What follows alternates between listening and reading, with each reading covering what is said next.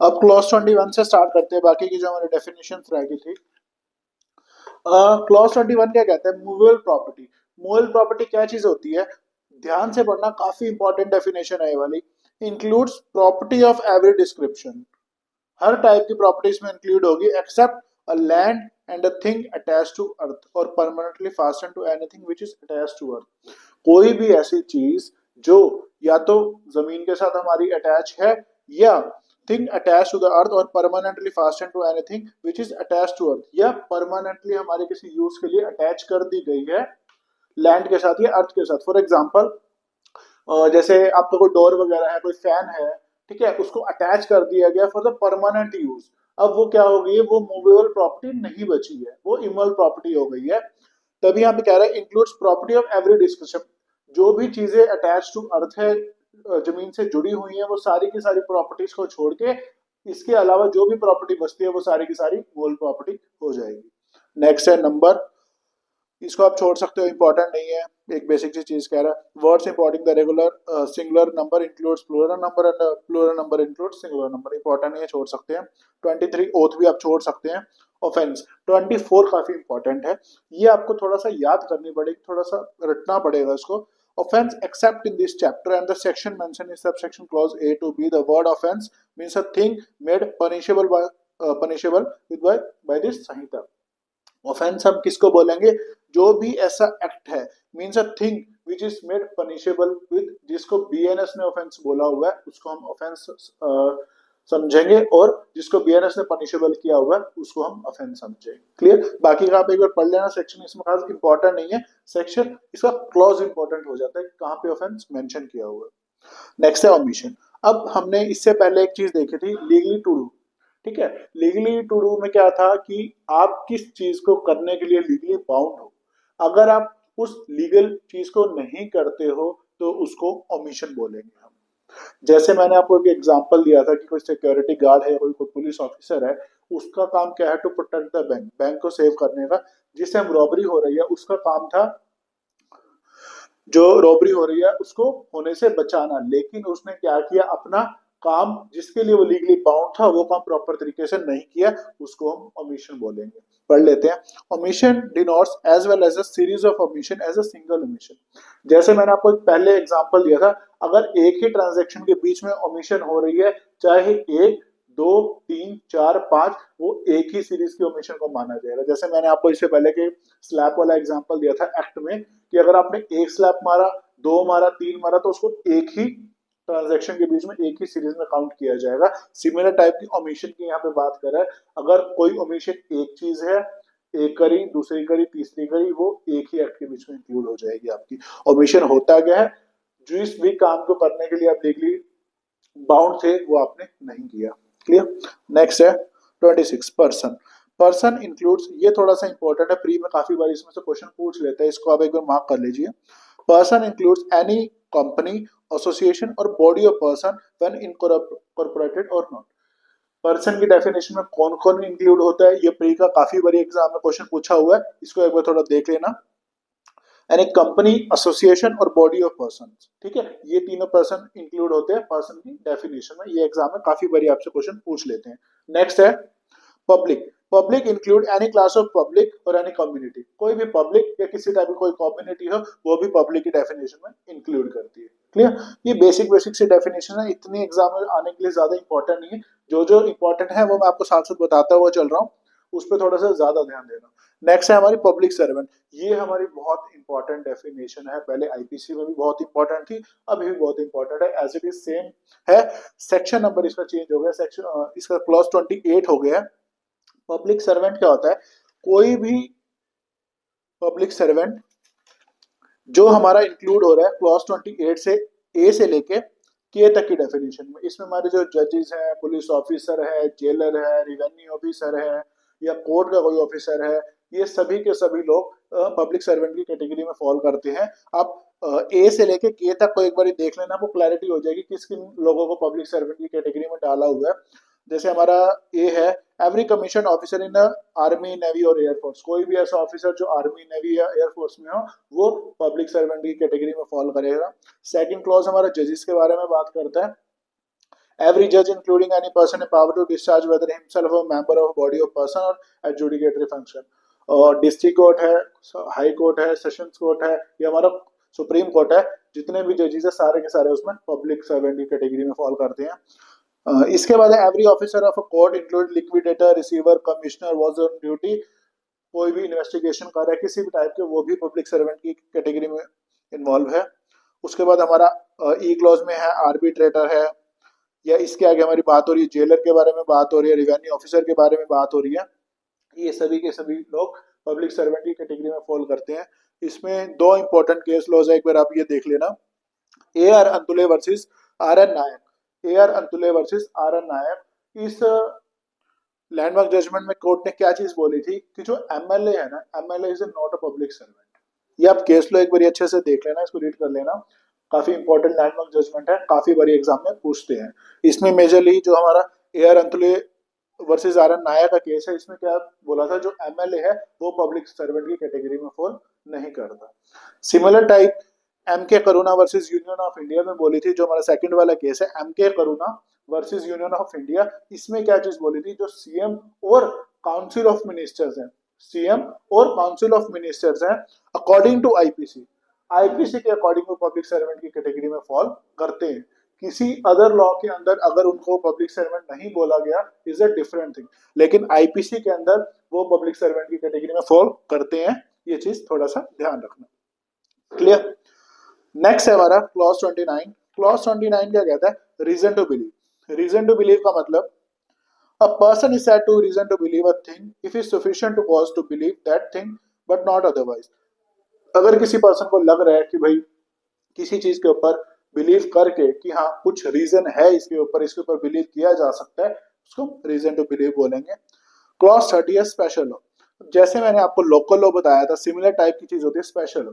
Special law क्या कह रहा है, किसी पर्टिकुलर सब्जेक्ट के ऊपर अगर आपने कोई लॉ बनाया हो, फॉर एग्जांपल अगर डोमेस्टिक वायलेंस के ऊपर हमारा डोमेस्टिक वायलेंस एक्ट है, protection of children from sexual offences हमारा पॉक्सो एक्ट है, एक स्पेसिफिक सब्जेक्ट से डील करते हैं ना, जैसे पॉक्सो है हमारा जो माइनर है उनके साथ जो सेक्सुअल ऑफेंसेस होते हैं उसके साथ डील करता है।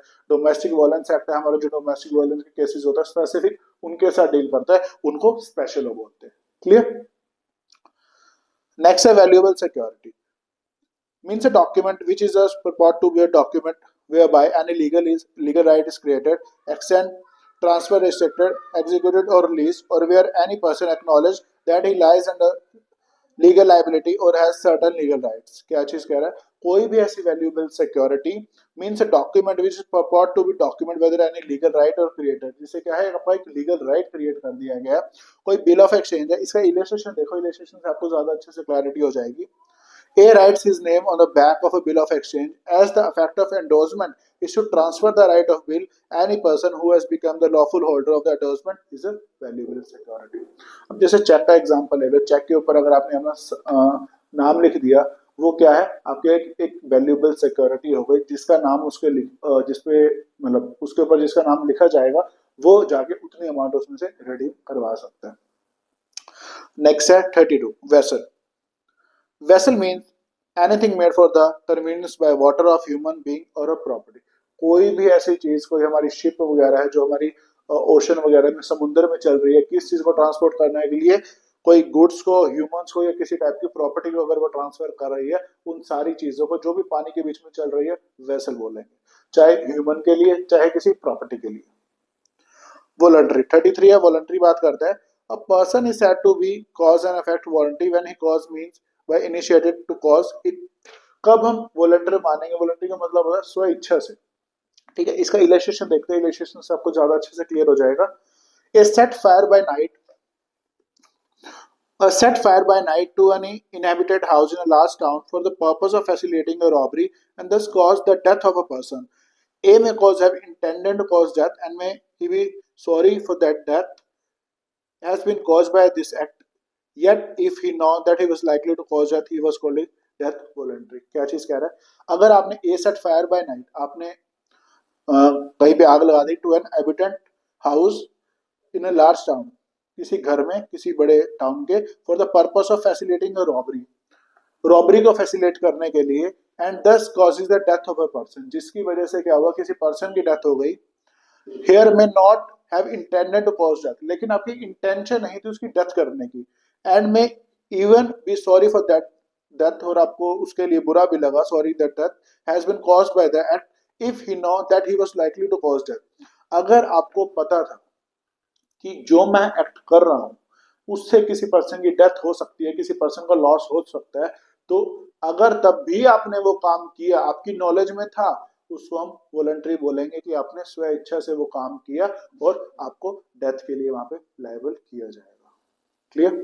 आप ये नहीं कह सकते भाई मेरी इंटेंशन नहीं थी, मेरी इंटेंशन तो सिर्फ रॉबरी की थी, मेरे को किसी के मारने की इंटेंशन नहीं थी, लेकिन आपने किसी के घर में आग लगा दी, आपको पता है कि वो आदमी उस घर में है, अगर मैंने आग लगा दी तो क्या हो सकता है, वो जल के मर सकता है, आपको पता था फिर भी आपने वो काम किया, तो मतलब आपने अपनी इच्छा से वो काम किया, चाहे आपकी इंटेंशन थी चाहे आपकी इंटेंशन नहीं थी। क्लियर? नेक्स्ट है 34, will. Will means any testamentary document. Testamentary document क्या होता है? कोई भी ऐसी डॉक्यूमेंट जो आपके मरने के बाद एग्जीक्यूट होते हैं, जैसे कोई भी विल हो गया, कोई हमारी वसीयत वगैरह हो गई, ठीक है। अब विल या टेस्टामेंटरी डॉक्यूमेंट का क्या है? कोई भी ऐसे डॉक्यूमेंट जो आपके मरने के बाद एग्जीक्यूट होंगे। अब जैसे हमारी विल है, ठीक है, विल का क्या होता है? अब मेरी क्या पता 2 या 3 विल हो, लेकिन जो सबसे लेटेस्ट विल होगी ना, मेरे मरने से तुरंत पहले वाली जो विल होगी, वो ही सीधा सिर्फ एग्जीक्यूट हो सकती है, उसके अलावा कोई भी नहीं। क्लियर? नेक्स्ट है clause 35, women. Women means a female human being of any as. जैसे हमने पीछे मैन के लिए पढ़ा था, सिमिलर यहाँ पे फीमेल के लिए दिया हुआ है ऑफ एनी एज, ये चीज ध्यान रखनी है। नेक्स्ट है clause 36, wrongful gain. Wrongful gain थोड़ा सा इंपॉर्टेंट हो जाता है, क्या चीज बोल रहा है? Wrongful gain means by gain by unlawful means of property to which the person gaining is not legally entitled. आपने कोई रॉन्गफुली गेन ऐसा किया, अनलॉफुल मीन से किया, जिसके लिए आप लीगली एंटाइटल्ड नहीं थे वो गेन लेने के लिए, उसको हम क्या बोलेंगे? Wrongfully gain. ठीक है, आप किसी चीज के लिए लीगली एंटाइटल्ड नहीं थे, लेकिन आपने फिर भी किसी प्रॉपर्टी के थ्रू वो रॉन्गफुल गेन रिसीव कर लिया, उसको हम बोलेंगे wrongfully gain. Similar type wrongful loss के साथ है। Wrongful loss means the loss by unlawful means of property to which the person losing it legally entitled. कोई भी पर्सन उस चीज के लिए लीगली एंटाइटल था, जिसने उसका क्या कर दिया? लॉस कर दिया, वो रॉन्गफुल लॉस बोला जाएगा। Means the loss by unlawful means of property to which the person is losing it legally entitle. Clear? Next है क्लॉज 38, गेनिंग रॉन्गफुली और लूजिंग रॉन्गफुली। बिल्कुल बेसिक सिंपल से डेफिनेशन है। A person is said to be gain wrongfully when such person retain wrongfully as well as when such person acquire wrongfully। wrongfully gaining किसको बोलेंगे? Person is said to be gain wrongfully, किसी चीज को wrongfully gain करता है, और when such a retain wrongfully, या उस चीज को wrongfully रिटेन करके रखता है, as well as when such person acquire wrongfully, चाहे उसने wrongfully acquire किया हो। A person is said to be lost wrongfully when such person wrongfully kept out of any property, as well as when such person is wrongfully deprived of any property। चाहे wrongfully loss किया हो, चाहे किसी person का wrongfully deprived हुआ हो, वो wrongful loss की कैटेगरी में हमारा आ जाएगा, losing wrongfully। 39 इंपॉर्टेंट नहीं है, उसको छोड़ सकते हैं। अब नेक्स्ट देखेंगे हम जनरल एक्सप्लेनेशन। ये हमारी जितनी भी डेफिनेशन थी 20 तक हमारी काफी सारी इंपॉर्टेंट डेफिनेशन थी। 21 के बाद हमारी कुछ ज्यादा इंपॉर्टेंट डेफिनेशन नहीं है।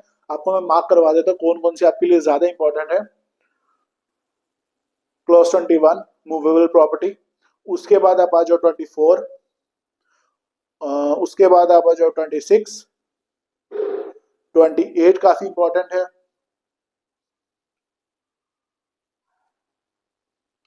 32 आप देख सकते हो, 33 आप देख सकते हो, और 36, 37, 38 आप देख सकते हो। इससे ज्यादा इसमें कोई ज्यादा इंपॉर्टेंट नहीं है।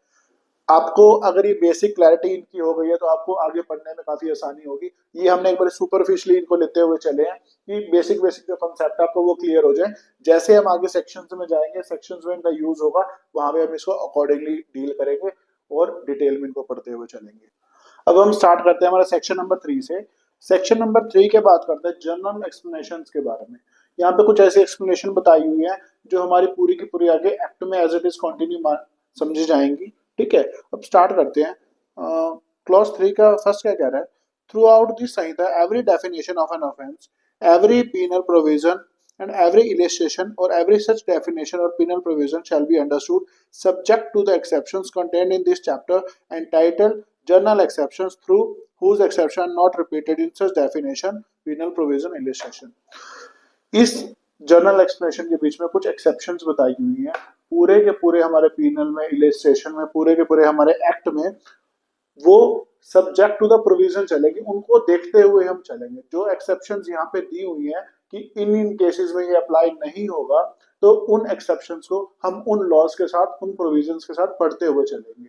जरूरी नहीं है कि हर प्रोविजन के साथ वो एक्सेप्शन लिखा हुआ हो, इनको हम कंसीडर, इनको हम माइंड में रखते हुए चलेंगे, इनको माइंड में रखते हुए उन प्रोविजन को पढ़ेंगे। यहाँ पे जिन जिन चीजों का एक्सेप्शन बोला हुआ है कि ये चीजें इंक्लूड नहीं होंगी उस ऑफेंस के अंदर, कोई भी हम लॉ पढ़ेंगे, कोई भी हम प्रोविजन पढ़ेंगे बीएनएस का, उसको साथ इसको हम कंसीडर करते हुए चलेंगे। अगर वो चीजें इसमें आ रही है तो एक्सेप्शन में माना जाएगा, वो ऑफेंस नहीं माना जाएगा। क्लियर? अब वन बाय वन पढ़ते हुए चलते हैं, बहुत इजी है सारा सब कंसेप्ट, लेकिन एक बार समझने की देर है। एक बार आपको समझ आ गया उसके बाद बिल्कुल कंसेप्ट आपका इजी है। क्या कह रहा है? इलिस्ट्रेशन है इसका। The section in the Sanhita which contain definition of offences does not express that a child under 7 years of age cannot commit such offence, but the definition are to be understood subject to the general exception which provide that nothing shall be offence which is done by the child under the 7 years of age. कोई भी offence है किसी law के अंदर नहीं दिया हुआ, कोई भी ऑफेंस अगर 7 साल से नीचे का कोई बच्चा करता है तो उसको ऑफेंस नहीं समझा जाएगा, या वो गिल्टी नहीं होगा उस ऑफेंस के लिए। अब आगे जितने भी ऑफेंसेस दिए हुए हैं वहां पे चाहे स्पेसिफिक ये चीज ना लिखी हो, तो हम ये चीज मान के चलेंगे कि अगर वो ऑफेंस 7 साल से नीचे के किसी बच्चे ने किया है तो वो ऑफेंस हुआ ही नहीं है, उसको हम गिल्टी नहीं मानेंगे। क्लियर? नेक्स्ट है second, a police officer without warrant apprehends that who have committed murder. Here A is not guilty of the offence of wrongfully confinement, for he bound what the law apprehends that, and therefore the case falls with the general exceptions which provide that nothing in this offence which is done by a person who is bound by law. अब कोई भी ऐसा person है जो bound by law, for example हमारा कोई police officer है जो इसमें इलिस्ट्रेशन में दिया हुआ है, वो किसी पर्सन को अरेस्ट करके रॉन्गफुल कन्फाइनमेंट में डाल देता है, सॉरी कंफाइनमेंट में डाल देता है। जो पुलिस ऑफिसर था उसको क्या लगा कि जो जेड है उसने सॉरी ए, हाँ बिल्कुल ठीक है, जो जेड है उसने क्या किया है, मर्डर कमिट किया है। जो ए पुलिस ऑफिसर है वो उठा के उसको कन्फाइनमेंट में डाल देता है, तो हम ये नहीं कहेंगे कि उसने रॉन्गफुल कन्फाइनमेंट में उसको डाला है। क्यों? क्योंकि पुलिस जो पर्सन है वो बाउंड है बाय लॉ, वो उसके पास राइट है उसको अरेस्ट करने के लिए। अगर कोई और पर्सन उसको अरेस्ट करता तो वो ऑफेंस कमिट हो जाना था, लेकिन अगर पुलिस ऑफिसर ने अपनी ड्यूटी में रहते हुए उस काम को करा है, बाउंड बाय लॉ है, तो वो भी जनरल एक्सेप्शंस में आ जाएगा। ये कोई ऑफेंस नहीं माना जाएगा कि आपने उसको रॉन्गफुली कन्फाइन किया, क्योंकि पुलिस ऑफिसर की ये ड्यूटी है। क्लियर? नेक्स्ट है second, every expression which is explained in any part of this Sanhita is used in every part of this Sanhita is conformity with the explanation. कोई भी explanation दी हुई है, यहाँ पे जो भी एक्सप्लेनेशन दी हुई है आगे किसी भी पार्ट में अगर वो चीज यूज होती है तो उसको सेम माना जाएगा जैसा यहाँ पे लिखा हुआ है। हर जगह ना भी लिखा हो कोई प्रॉब्लम नहीं है, यहाँ पे लिखा हुआ है तो सेम वही चीज मानी जाएगी। नेक्स्ट है आपका clause 3, when a property is in the possession of a person, spouse, clerk, servant or account of that person, it is that person possession within the meaning of this Sanhita. अगर कोई भी property आपके servant के पास है, आपके spouse के पास है, आपके क्लर्क के पास है, तो ये समझा जाएगा कि वो आपकी ही पोजेशन में है। अब जैसे स्पाउस है, हस्बैंड की कोई चीज वाइफ के पास है, वाइफ की कोई चीज हस्बैंड के पास है, या आपके किसी क्लर्क या किसी सर्वेंट के पोजेशन में वो प्रॉपर्टी है, तो यही समझा जाएगा कि वो प्रॉपर्टी आपके ही पोजेशन में है। क्लियर? इसके बाद आपका इंपॉर्टेंट है क्लॉज 5। रूल 3 का क्लॉज 5 हमारा बात करते हैं कॉमन इंटेंशन से। जो हमारा लास्ट सेक्शन नंबर 34 था पुरानी वाली हमारी आईपीसी में, कॉमन इंटेंशन, उसको यहाँ पे 3 के 5 में डाल दिया। When a criminal act is done by several persons in the furtherance of common intention of all, each of such person is liable for that act in the same manner as he were done by him alone. कोई भी आपने कोई ऐसा criminal act किया by the several person in the common intention, एक से ज्यादा लोगों ने मिलकर किसी क्रिमिनल एक्ट को अंजाम दिया, उनके पीछे उनकी कॉमन इंटेंशन थी, of all each of such person is liable to the same manner as he done by him alone. तो उनको ऐसे ही लाइबल किया जाएगा जैसे वो एक्ट उन्होंने खुद से अलग अलग किया है। ठीक है, सेवरल पर्सन ने कोई मिलकर कोई ऑफेंस कमिट किया, उनके पीछे उनकी कॉमन इंटेंशन थी, अब उनको ऐसे ही ट्राई किया जाएगा जैसे वो ऑफेंस उन्होंने अलग अलग किया है, तब उनको ट्राई करते सेम इकट्ठा को वैसे ही ट्राई किया जाएगा। इसके लिए दो एक इंपॉर्टेंट केस लॉज हैं, महबूब शाह वर्सेस एम्परर, ये आप लिख लेना। इसमें कोर्ट ने क्या बताया था कि आपकी कॉमन इंटेंशन होनी चाहिए, प्री प्लान्ड होना चाहिए। ठीक है, कि अब हम 3 या 4 लोग हैं जो मिलकर ऑफेंस कमिट कर रहे हैं, वो प्री प्लान्ड होना चाहिए, उनका मीटिंग ऑफ माइंड होना चाहिए वहां पे। ये चीज इस केस में हमारी हेल्ड करी थी। आप ये वाले केस लॉ एक बार देख लेना, इंपॉर्टेंट केस लॉ है, इसको आप पढ़ोगे तो आपको और अच्छे से क्लैरिटी हो जाएगी। बेसिक ये चीज इसमें कहता था कि मीटिंग ऑफ माइंड होना चाहिए, जिन भी लोगों ने वो मिलके वो ऑफेंस कमिट किया है उनका मीटिंग ऑफ माइंड हो या उनका प्री प्लान, पहले से कोई प्लान हो, तभी वो कॉमन इंटेंशन हमारी मानी जाएगी। क्लियर है? नेक्स्ट है, इसमें एक और केस है, Rishidev Pandey versus state of UP. इसमें क्या चीज बोली थी कि कोई भी अगर ऑफेंस है, जैसे हमने देखा कि कॉमन इंटेंशन होनी चाहिए, मीटिंग ऑफ माइंड होना चाहिए, अगर वो ऑन दैट स्पॉट भी बनता है तब भी कॉमन इंटेंशन मानी जाएगी कि आप दोनों का माइंड कॉमन इंटेंशन थी, आप दोनों का सेम माइंड था, चाहे वो ऑन द स्पॉट ही क्यों ना बना हो। पहले महबूब शाह में कह रहा था अगर वो प्री प्लान होना चाहिए, लेकिन इसमें क्या कह रहा है, अगर आपको ऑन दैट स्पॉट भी बना है, क्या चीज है, अब एक कोई पर्सन है, उसको दिख गया कि सामने वाला जो पर्सन है वो मेरा कोई दुश्मन है, ठीक है, वो उसको मारने के लिए भागता है, उसका ही दोस्त सामने उसको दिख जाता है, वो कह रहा है कि भाई ये इसको मारा, मेरी भी इससे दुश्मनी, मैं भी इसको मारूंगा, आज तो फंसा हुआ, आज तो यही मारेंगे इसको। ठीक है, दोनों का क्या हुआ, सेम स्पॉट में जाके उनका माइंड बन गया, दोनों ने मिलकर, एक आदमी ने उसको पकड़ा, एक ने उसको मारा, दोनों का सेम स्पॉट पे माइंड बन गया, तो इस केस के अंदर वो फॉल करेंगे। यहाँ पे भी कॉमन इंटेंशन मानी जाएगी, चाहे प्री प्लान नहीं थी, ऑन दैट स्पॉट थी। इस केस के अंदर यही चीज आपकी एक्सप्लेन करी हुई है, इसको आप पढ़ लेना डिटेल में, दोनों केसेस को, इंपॉर्टेंट है, काफी बारी एग्जाम में आते हैं। क्लियर? इसके बाद है clause 7, clause 6 sorry, whenever an act which is criminal only by the reason of its being done with a criminal knowledge or intention is done by a several person, each of person who join in the act such knowledge or intention is liable for the act in the same manner। अगर आपने कोई भी act किया है, कोई भी criminal act किया है, उसमें आपकी कोई क्रिमिनल इंटेंशन थी उस एक्ट को करने के पीछे, और आपको क्रिमिनल नॉलेज थी, तभी वो एक्ट आपका क्राइम माना जाएगा।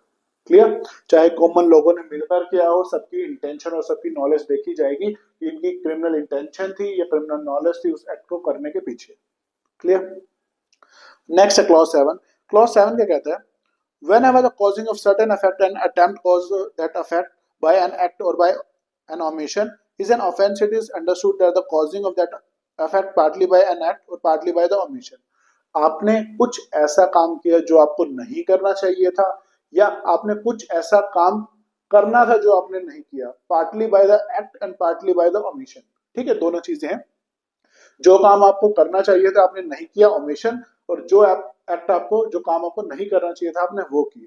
क्लियर? अब इसका इलस्ट्रेशन देखते हैं, A intentionally causing Z death partly by omitting to give Z.